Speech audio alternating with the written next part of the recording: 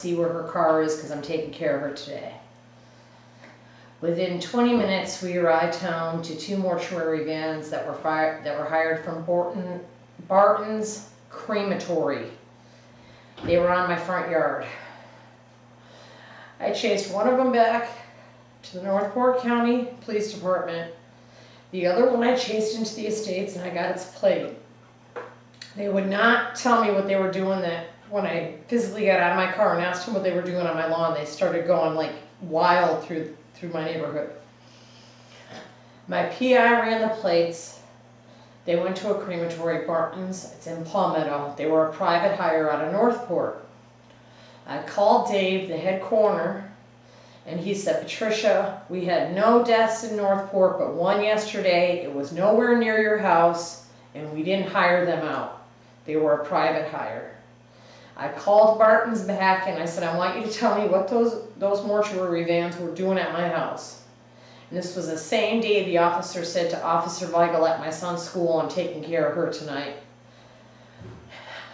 And she refused to tell me, and I said, well, you're going to tell a judge, because a judge is going to hear this, that you have terrorized my family like this. You had no business being in my neighborhood, and those vans didn't drive 45 minutes for nothing. And she said, well, I'm not going to tell you who hired them. And I said, well, you're going to tell the judge who hired those mortuary vans to be on our front yard when we came home. Because we had to stay at my parents' house for like a month.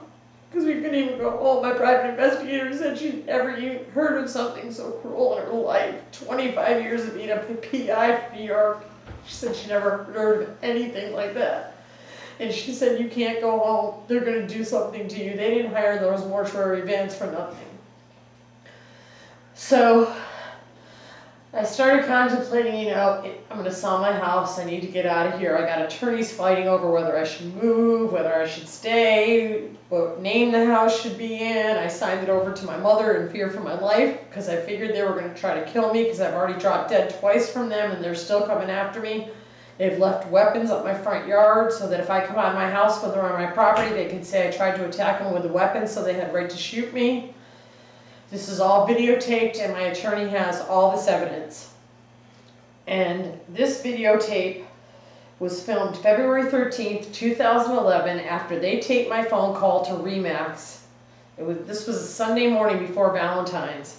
The Remax lady was coming on Monday to put my house up on the market for like $160,000.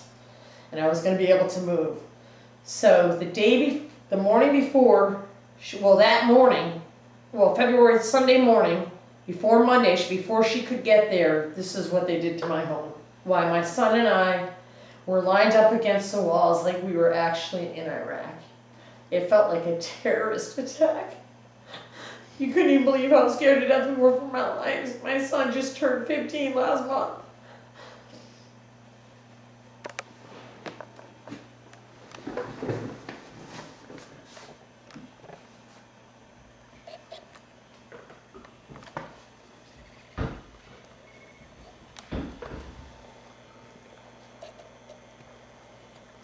They had no warrant.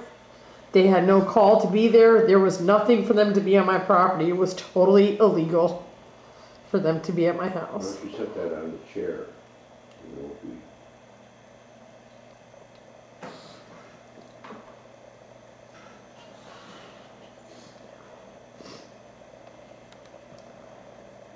One of them's at my front door. He's pounding on it. He's not identifying himself. He's not ringing the bell.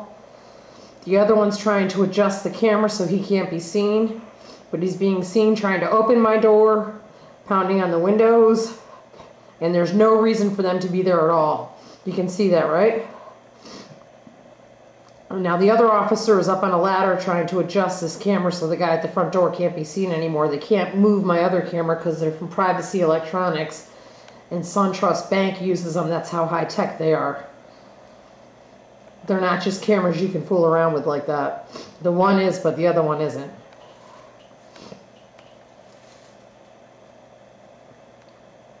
Now they adjust the one that they can up into the vinyl of my roof.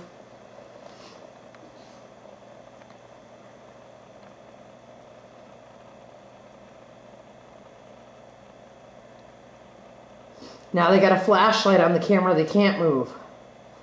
They're pounding on my house so hard and doing so much damage. They're tearing up my solar, my pool cage, my everything, my fence, everything they can get their hands on. My French doors, they cracked them.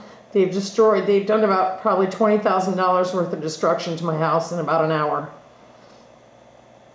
One of my neighbors' phone calls the police and says, see, you can see where the camera's in my roof. They've adjusted the camera to my roof, so they can't be on videotape. One of my neighbors calls the Northport Police Department and says, what the hell's going on over there? And Northport PD pulls up and they all congregate in my front yard after doing all the damage they did to us. We were like hostages in Iraq. That's what we felt like. My son, the kid that stays at my house, and myself, my dogs. We had to put my dogs away because they were flashing lights to make them cry in the windows. It was horrific, to say the least.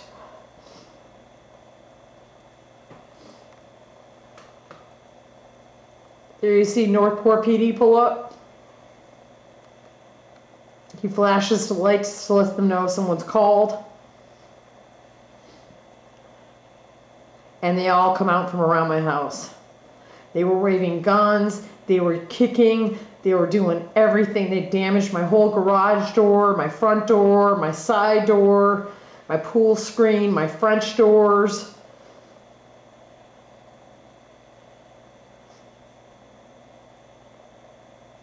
And this is what my life's been like ever since.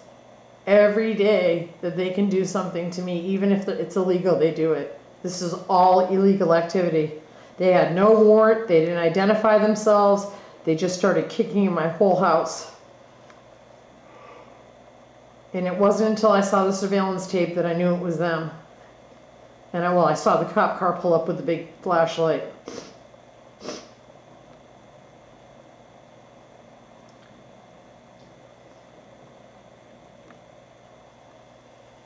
And they all drive away. That's it.